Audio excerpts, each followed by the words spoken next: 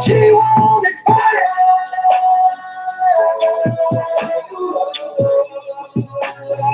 Fire in her soul.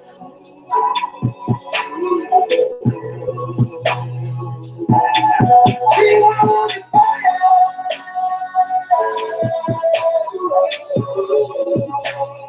Fire in her soul.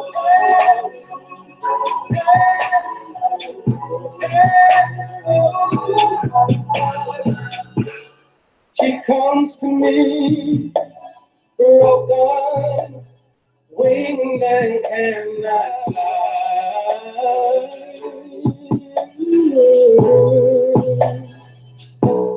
She sees me as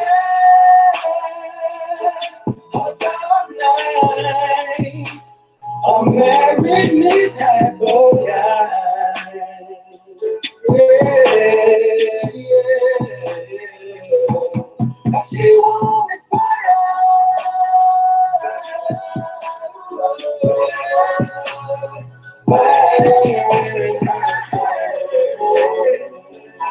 Yo, yo, yo.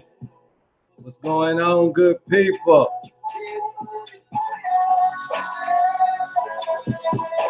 Yes, sir. It's your boy, Surrender, aka the Herpman, in the building. Go tell somebody, man. Your boy's in the building, and we got a brand new hot topic for you guys this evening. So if you're not doing anything, please tune in to the channel. If you're new, go ahead and hit that subscribe button.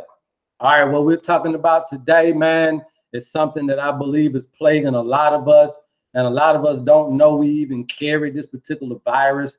We don't know that we even are dealing with this particular issue until we get a little older in age, or until something severe happens to us as far as our immune system is concerned.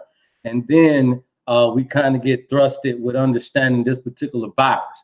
And what we're talking about, man, is herpes, okay? Herpes virus, the herpes simplex 1, herpes simplex 2, shingles, and herpes zoster, and all of the other particular herpes that people can contract. We want to talk about that. We want to kind of highlight some of those things this evening. And also, too, we want to talk about some cures that you can literally have that are out here. I know they say that herpes can't be cured, but there are some tried and true herbs. There's some tried and true remedies that we definitely want to divulge to you guys this evening. So like I said, man, go tell somebody to go tell somebody that your boy Herpman is on. So we're going to go ahead and get right into it. All right. So as you can see, you know, we're talking about the cure for herpes and how we can get rid of this particular issue and not have to deal with this particular issue any longer. And I know this could be very troublesome to a lot of people. But what is herpes? For those who don't know a whole lot about this particular virus, especially people who are not necessarily faced with it, you may not know what it is and how people contract it. But herpes is a disease of the whole body, okay? It is a infectious disease caused by the herpes simplex virus, and it can cause blisters. And normally these herpes blisters can appear on the face, the mouth, the hands, and on or around the genital area, okay? And what are some of the types of herpes simplex viruses? I know you guys are probably familiar with herpes simplex 1 or herpes simplex 2. There's also herpes simplex zoster virus, okay? And this is normally contracted through, like if you ever had the chicken pox and then it turns into the shingles, then you would call that herpes varicella zoster virus, okay? Now, how is the virus categorized? I mean, how do you know which one you have? So how it's kind of categorized is if you're dealing with oral herpes, things like cold sores near the lips and the mouth and the eyes, that is pretty much how we categorize that to be herpes simplex 1, okay? Now that's going to be cold sores around your lips, your mouth, and the eyes. You normally see somebody with the cold sore around their lip. The other way is if you see these sores around your genitals, that is going to be categorized as herpes simplex 2. So again, these are pretty much categorized by the location. All right, now herpes zoster is going to be, like I said, is going to be chicken pox that later turns into shingles. Then that is going to be categorized as herpes zoster. Now, again, I told you that this is not the only herpes simplex virus. There are a lot of different types of viruses. Now, what are the causes of herpes? Well, the initial cause of herpes is direct contact with a person that has herpes. And so this is the misnomer. This is the kind of miseducation about this particular virus. And this virus is very old as Hippocrates, okay? It's been with us since the beginning of time, but back in the old days, it was kind of hit and miss. Well, now it's a little bit more relevant, a little bit more proficient because we do a lot of sexual contact. Also, too, you can get herpes from a mother who just had a baby, could pass it on to the kid. Okay, and there are a lot of different, like I said, ways to contract this, but the main way you get herpes is direct contact with the person that has herpes. You can't catch this in the air, and you know, it's not anything like that. You literally have to get in contact with another individual. Now, again, there are 8 different types of herpes viruses, okay? And they all require their own remedies. So you can't just have a cure-all for all of them. But for the main 3, we're going to give you a cure for those, okay? But again, you want to know the different types of herpes. And the simplex 1 is going to be oral herpes. Simplex 2 is going to be genital herpes. Simplex 3 or human herpes virus 3 is called herpes zoster. All right, and that's going to be a viral infection that can lead to numbness and inflammation of the nerves. Okay, and then you got what is called the Epstein-Barr virus. Okay, EBV. All right, and that is also called HHV4, and that is an infectious mononucleosis, which can cause cancer if not treated. So you definitely want to be careful if you're dealing with EBV. All right. And then there's a 5th one, HHV5 or cytomegalovirus. All right. And the cytomegalovirus can spread through blood transfusions, saliva, semen, breast milk from a mother, urine, and other body fluids. Okay. So there's several different ways to do it. And you also have the human herpes virus HHV6. And this is common normally in children 2 to 3 years old. Then there's 2 types. You got the 6A and the 6B, and both can cause epilepsy and chronic fatigue if not treated. All right, now the next one, number 7, is the human herpes virus HHV7. All right, and this can occur as early as 3 years old. Now, if you are an adult, this virus can spread through semen, saliva, and sexual contact. Okay, again, as you can see, these are all direct contact with individuals. And then lastly, we have the human herpes virus, HHV8. And this virus is associated and connected mostly with the HIV/AIDS, and is one of the most egregious forms of herpes virus that we can contract. Okay, and so those are your 8 types, and again, they all require their own remedies. Now, is herpes simplex fatal? No, for most cases, no, it is not fatal. Okay, but it is very, very, very difficult to kill. And here's some of the reasons why. Because herpes is a very tenacious virus. Okay, and once contracted in the body, it pretty much stays there, which is one of the reasons why most physicians, most people, the medical industry as a whole has said, hey, this thing is hard to cure. However, it can be suppressed. Okay, and as we try to suppress the virus, we need to know what kind of remedies that we can use to do that. Okay, and so although the virus is immune to most prescription medicines, it still can be suppressed. Now, that is a very unique ability for it to kind of circumvent prescription drugs. Okay, it has a way of sustaining and maintaining and keeping its livelihood. Now, herpes hides in the nerve endings. Okay, and the nerve endings are at the base of the brain and at the spine. And so when the immune system is good, the herpes kind of hide to these particular areas. But when your immune system goes down, that's when herpes become active. Okay, so for a lot of us, when we're doing good, we have no signs of anything. But as soon as we start getting sick, or we get a little bit older, or we start breaking down some kind of way with our immune system, then you start seeing these blisters and things of that nature start to pop up and arise in the body. So what is our defense? I mean, what is a solution, or some of the solutions for this particular virus, seeing that it's prevalent and it's being passed along through kisses? Literally, you can kiss a baby and pass it to the baby. And although that baby may not have signs, as it grows older and the immune system begin to weaken, it can show signs. So it stays dormant that long in the body.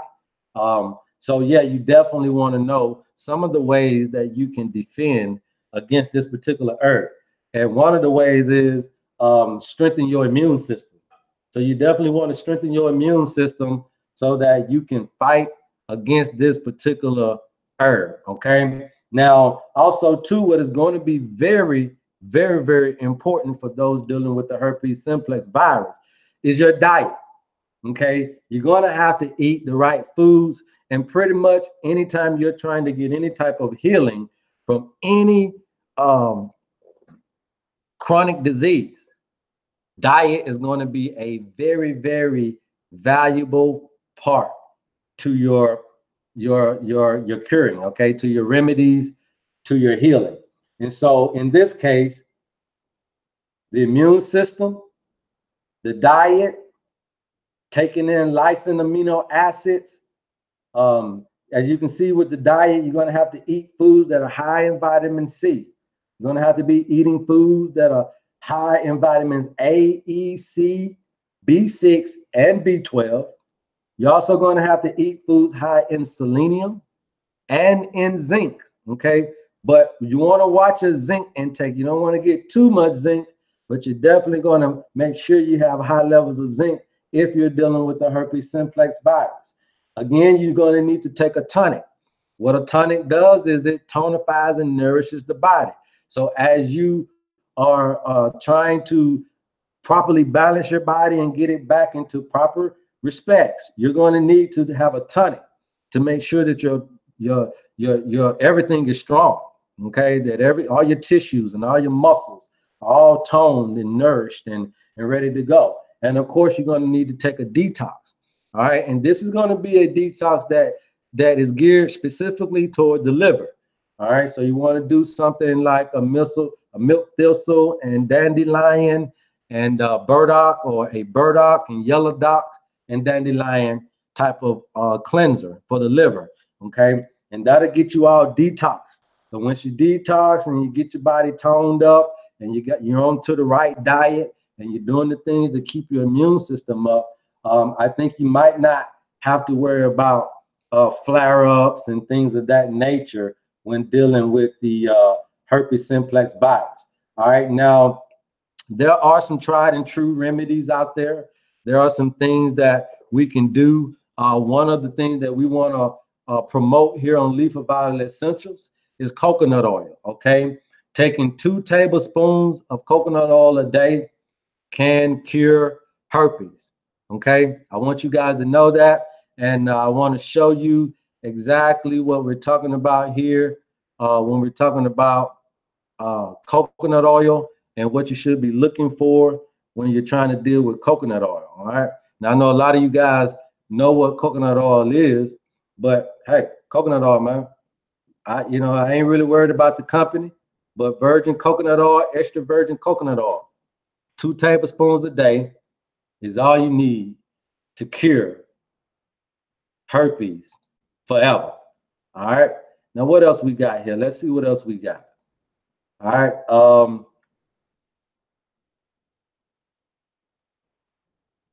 Go back here. It looks like aloe juice is another one that we're going to promote as a tried and true cure for herpes. Okay. Aloe juice.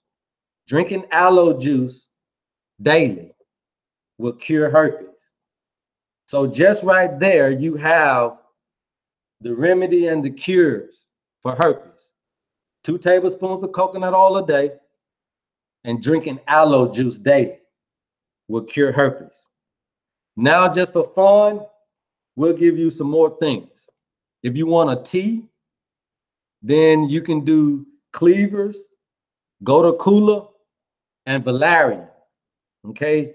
Equal parts, which should be 1 teaspoon or 1 tablespoon apiece.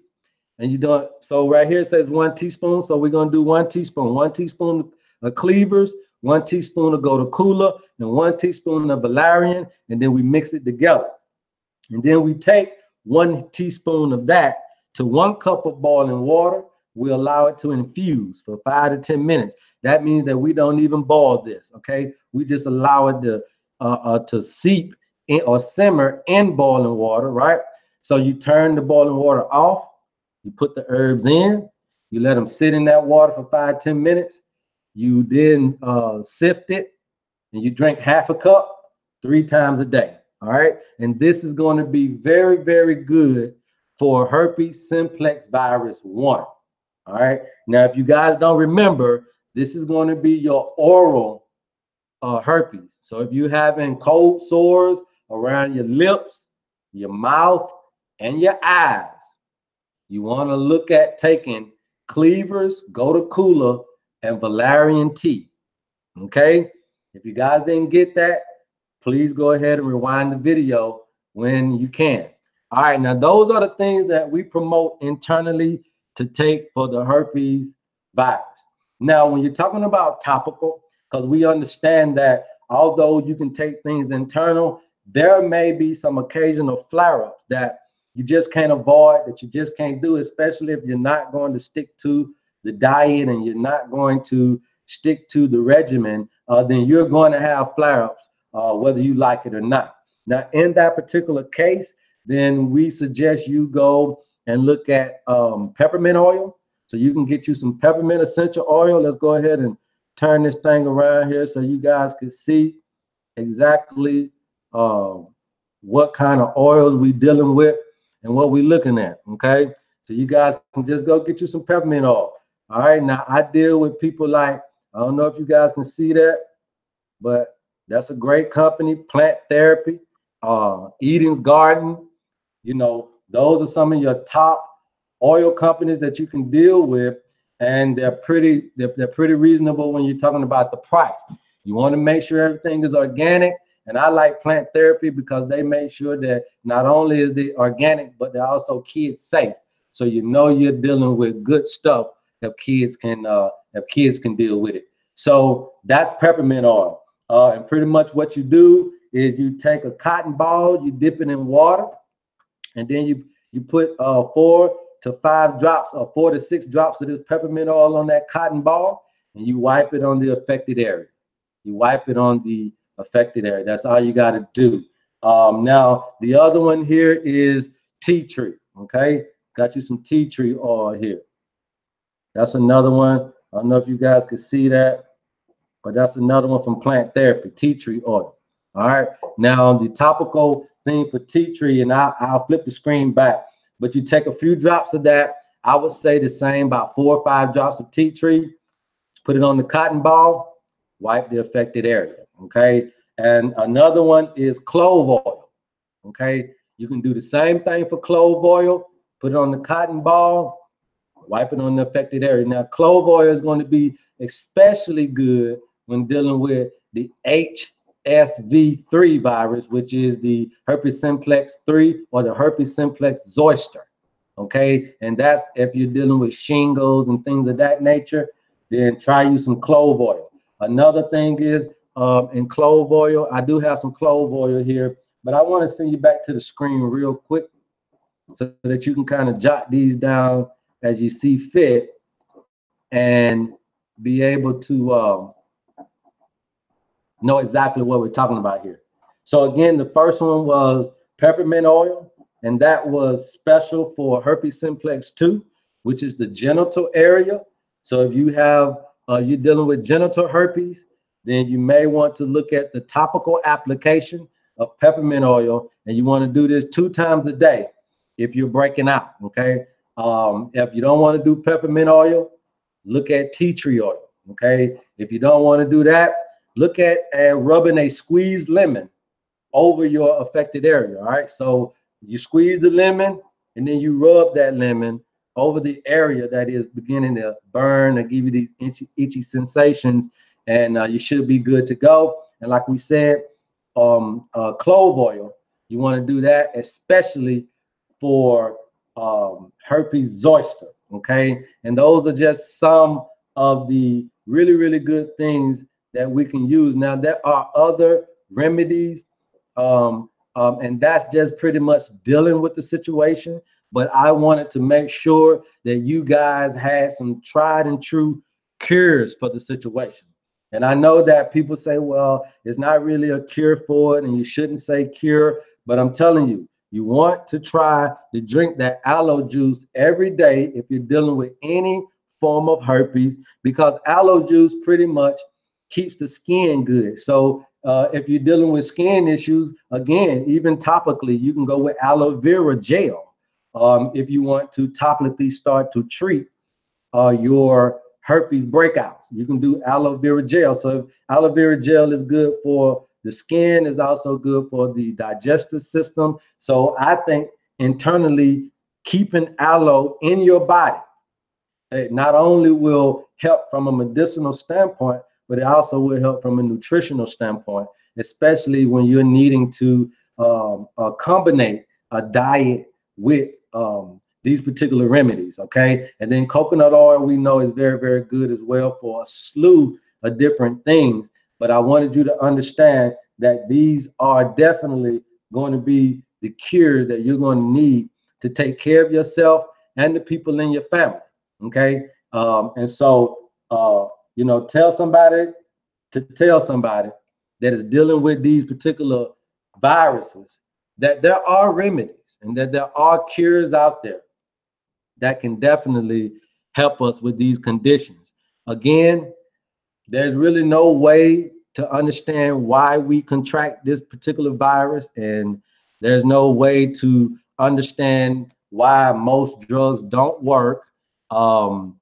Obviously, is more of a blood thing to me, you know, in my opinion, is more of a blood thing, but you know, it's just one of those things that we got to deal with. But nature has always had an answer, and so the herpes is no different. Nature will investigate and provide a verdict. And so for the herpes simplex virus, the verdict is there is a cure. Okay. So make sure you guys continue to share everything that we discussed on this video. Hopefully you've gotten all of the great information out of it that you need to. We thank all of you guys for continuing to support the channel and continue to tune in to the Herpman and Lethal Violent Essentials. I appreciate all of the love. We love you, and there's absolutely nothing you can do about it. And go tell somebody to tell somebody that this is the station for your herbal education. Until next time, peace.